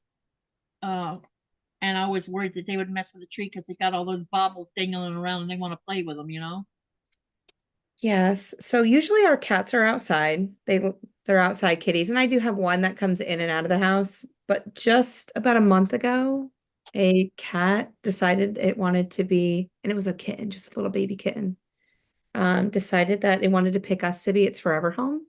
Uh-huh. So I found him in my garage, and he's actually laying on a quilt right next to me. He loves just being around people. I wonder how he's going to be with the tree this year because That'll be he is interesting to find hardcore in out. everything. I know you can buy these mats from pet stores where it has like a, I don't know what exactly, but you plug it into something and a cat Mhm. won't frost it because of it. Or you can use orange peels in little cups and put them around the tree. They don't like the smell of that. Oh, I never thought about that. Yeah, they don't like orange peels for some reason. That's why someone was talking about that her garden gets wrecked by cats using her garden as a toilet. And I'm like, put orange peels in there, man, all over the place. And that might take care of that problem. They don't like the smell for some reason. So that theme needs to be going toward, yeah. All right, let's try this again. Katie, Debbie had a question for you. It says, can you adjust your pressure foot, Katie? Maybe it's too strong. So would that seem Yeah. that you're, that I you were can't, well, right now it's sitting on, the red mark is in between the 2 and the 2.5. Is that too strong?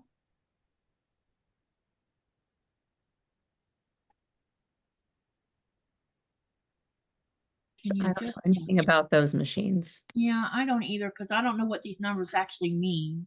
Mm-hmm. Let me try moving it up a little bit and see what happens.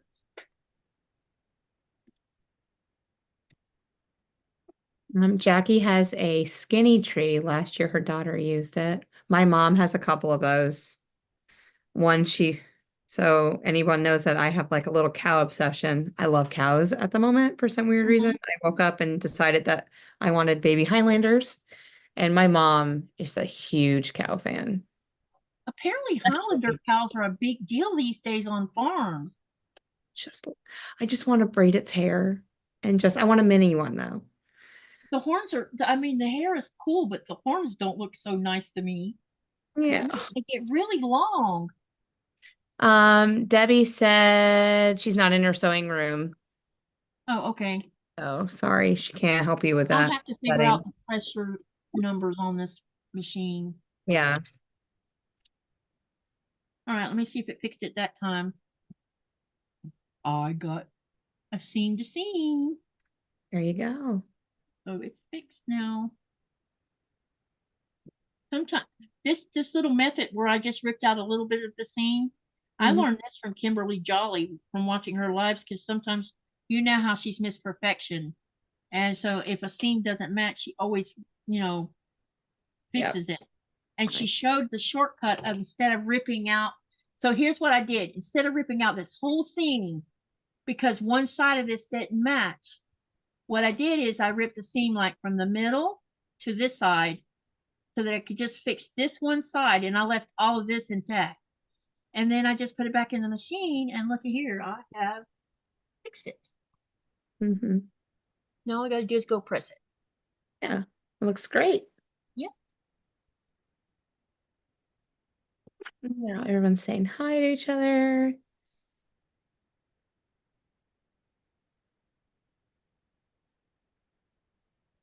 Oh, welcome back, Donnell. Donnell's back from grocery shopping. It's tough. Yes, that's tomorrow's world for me. Lori said that her cat would climb the tree, so they had to secure it to the wall. Been there, done that.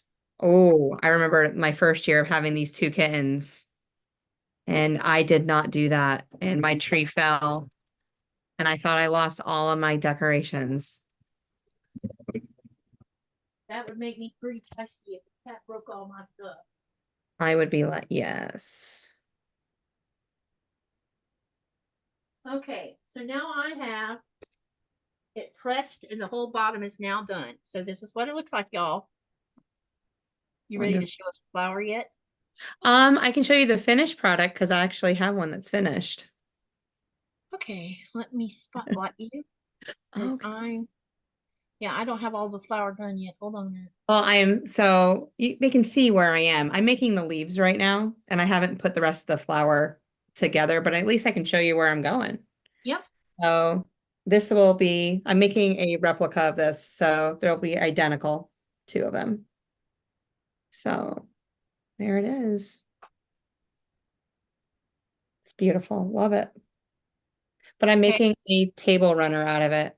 I'm going to put them like leaves to leaves, and then quilt it up.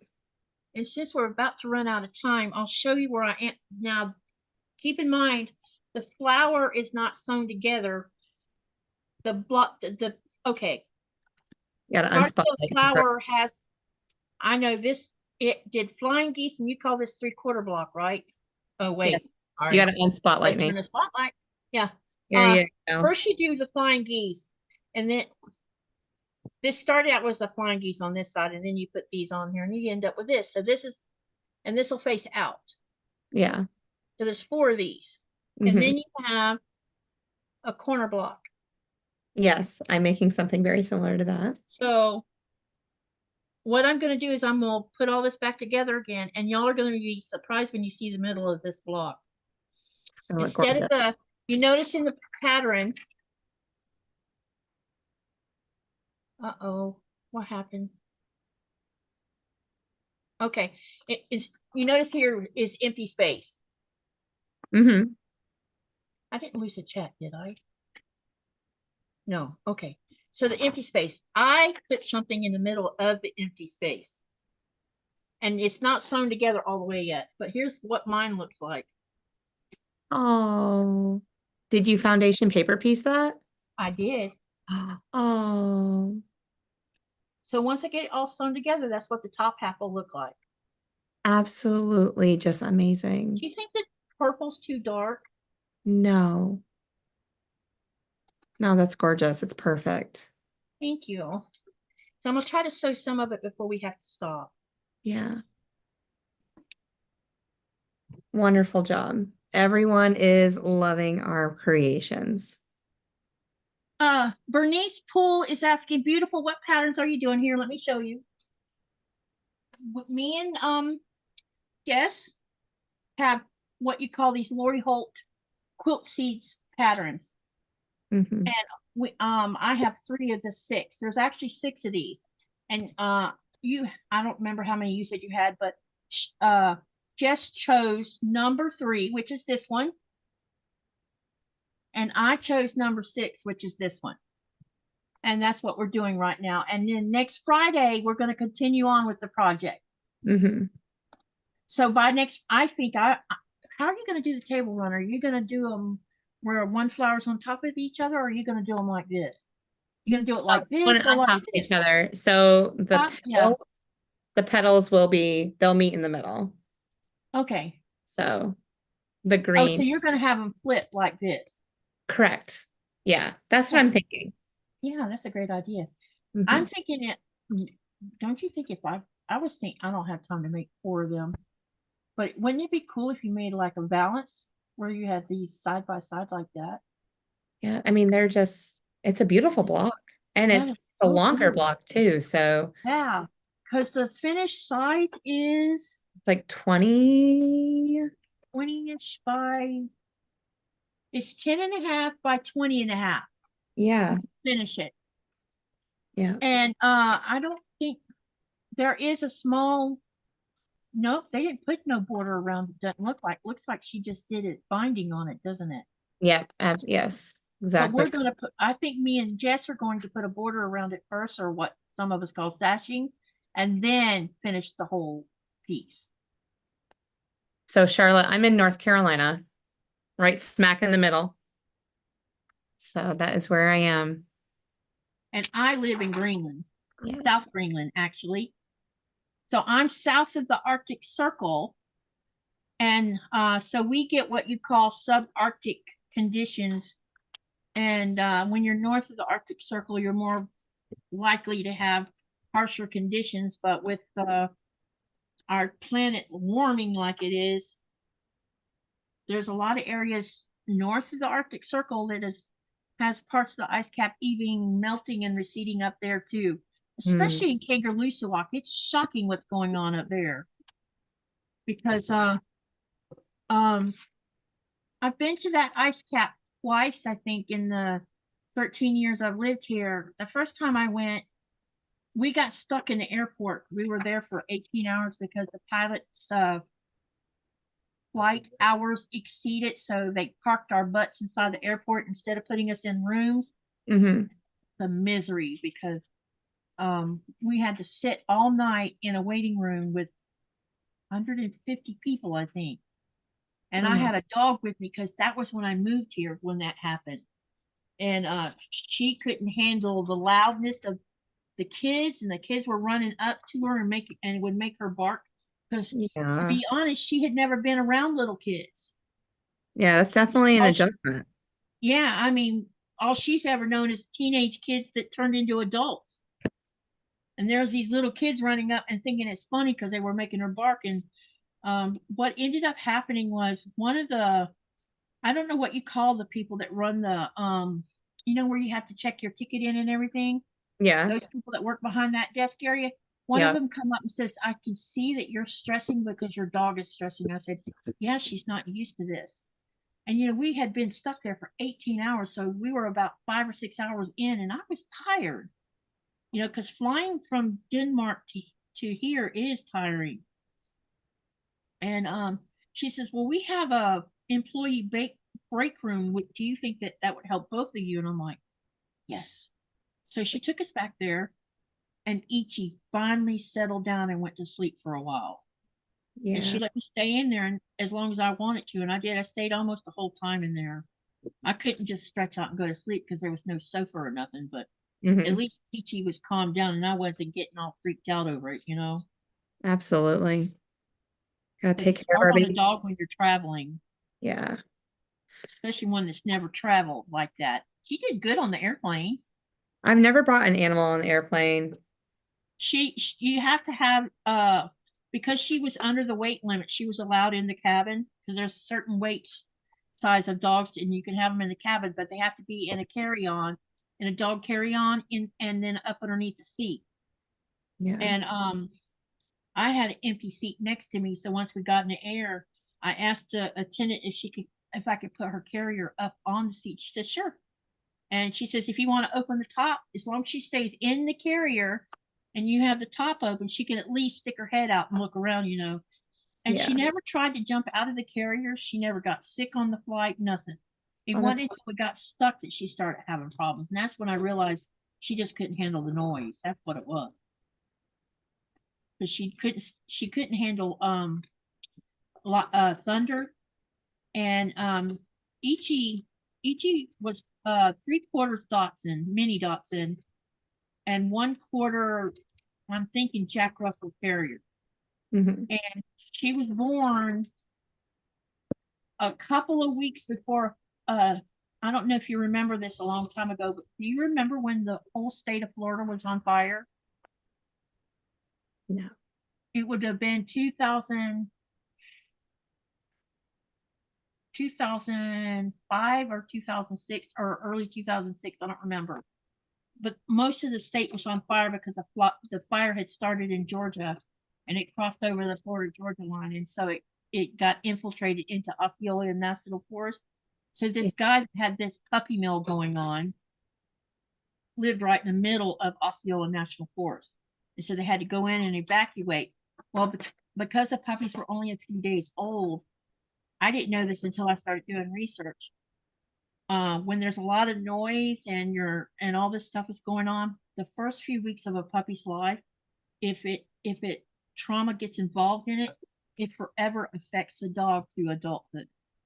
And I didn't know that until after I moved here, that was why she was the way she was. So as she got older, we had to talk to the veterinarian. The veterinarian had to prescribe a tranq for during New Year's Eve because she would literally hyperventilate. And if you've never seen a dog hyperventilating, it's scary because their body's like it's on fire. You almost killed her once too. And then the vet was it the whole pill or half a pill he told me to give her? Yeah, he told me to give her half a pill. And I told him her body weight. I thought I killed my dog. Because I gave her half a tab. She couldn't even stand up. She was just, yeah. It was too much. So the next time I gave her one, it was 1/4 of a tab. But I'm like, oh my God, I think I killed my dog. But I didn't. Well, you just never know how it's gonna affect. No, you don't until it happens. That's right. Absolutely. Absolutely. Let me see here. Jess, did you have damage from the storm? No, we didn't have any damage. The majority of the damage was in Western Carolina in the mountains. So, and I do have some friends that live over there, so and they're still cleaning up Why from did it's so been much a little over damage a month. happen there? Yeah, too much.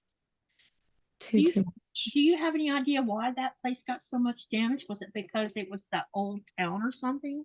Well, I mean, it's on the riverbanks, and we had so much rain prior to the hurricane coming in. Oh, okay. Especially in the mountain areas. I mean, we were drenched, saturated would be more the word that I would actually say, before the hailing came through. And so much water dumped into the mountains that it just rivers rose a little over 30 feet. Wow. So when you Has have that ever happened there before that you know of? well, the people that we've been helping with our church, it hasn't happened in their lifetime, and there are some people that were in their 80s. Yeah. So if it did happen before, it was prior to that, and they've always lived in the same area. Oh, okay. So it just could be a great thing for that area then. Yeah. I don't know if you remember this, but back in 2000, I think it was 2004, Hmm. uh, we had yeah, I've lived in Florida all of my life, and I never went through what you call a catastrophic hurricane. I mean, Yeah. but because of the, I guess because Dad moved us so much, every time there was one, we had already left where we were at. Yeah. And I remember that we had a hurricane come over us when we lived down in a place called Christmas, but it was a minor hurricane. It was nothing. It was no big deal. It just flooded everything. Yeah. But in North Florida, because Lake City's located where it is, you have Big Bend over here and you have Jacksonville over here. Normally, if a hurricane's going to come in, if it's going to come in Big Bend, it's still a couple hours away from Lake City. So if it's going to come over the top of Lake City, if it came up on shore as a Cat 4, it might be a Cat 2 when it comes over Lake City. But what happened this time in 2004 is there was 4 hurricanes, and they all came in way down off the Gulf Coast and crossed and went up through the middle of the state, back to back of each other. Hmm. By the time the 4th one came, we were already getting warnings because we were already a potential flash flooding. And I had 2 horses. I was boarding somewhere. And the owner of the property says, we need you to come out because we're going to put your horses with our horses and we're going to move them all to high ground. And I'm Yeah. like, are you saying that this might flood? She says, probably.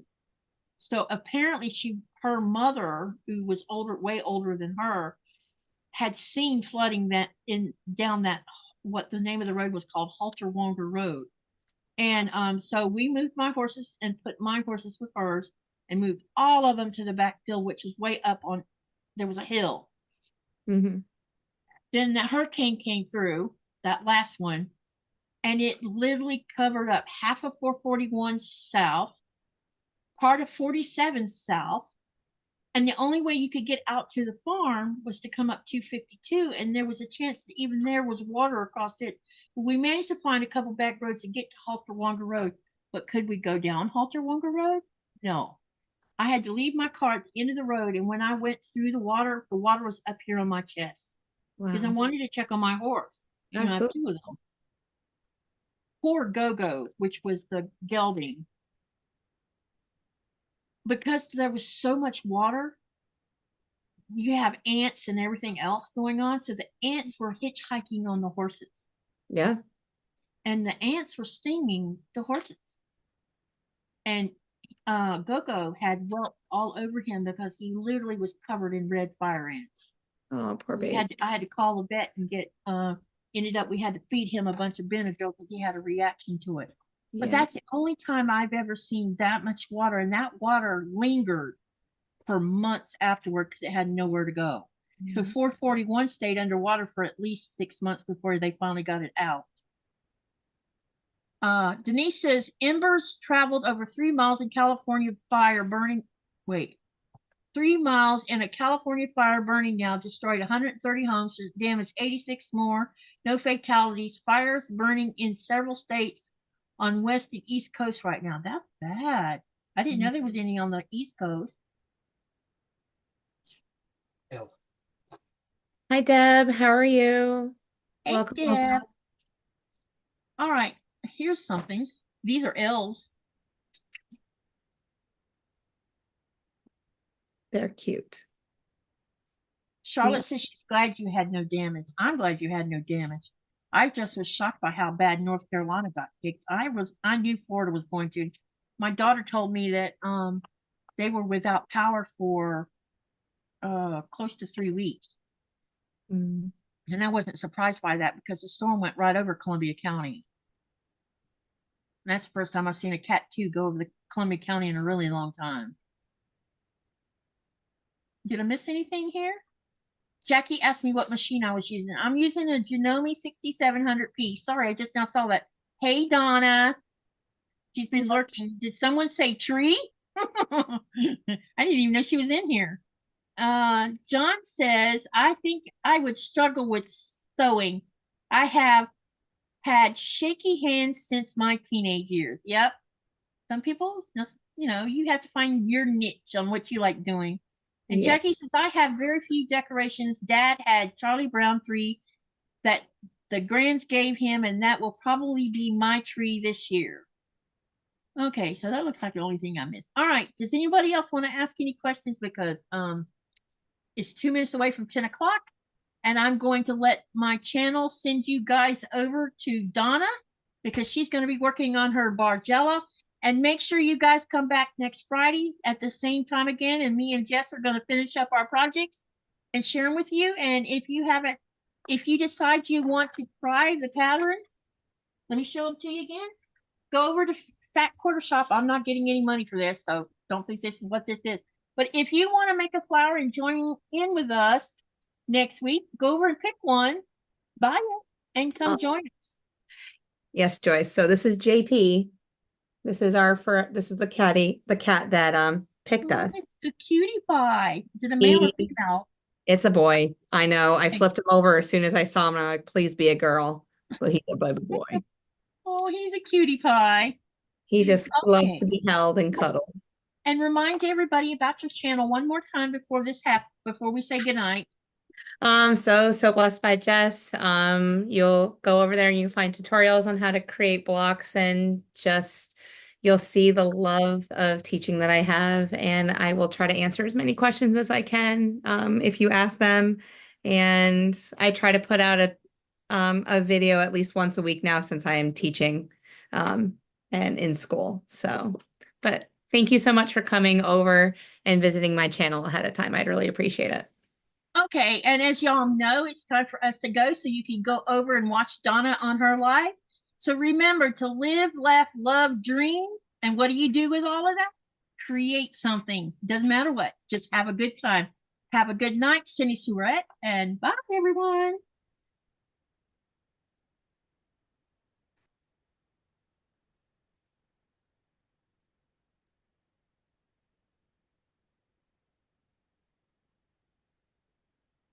Jess, do you want me to move it to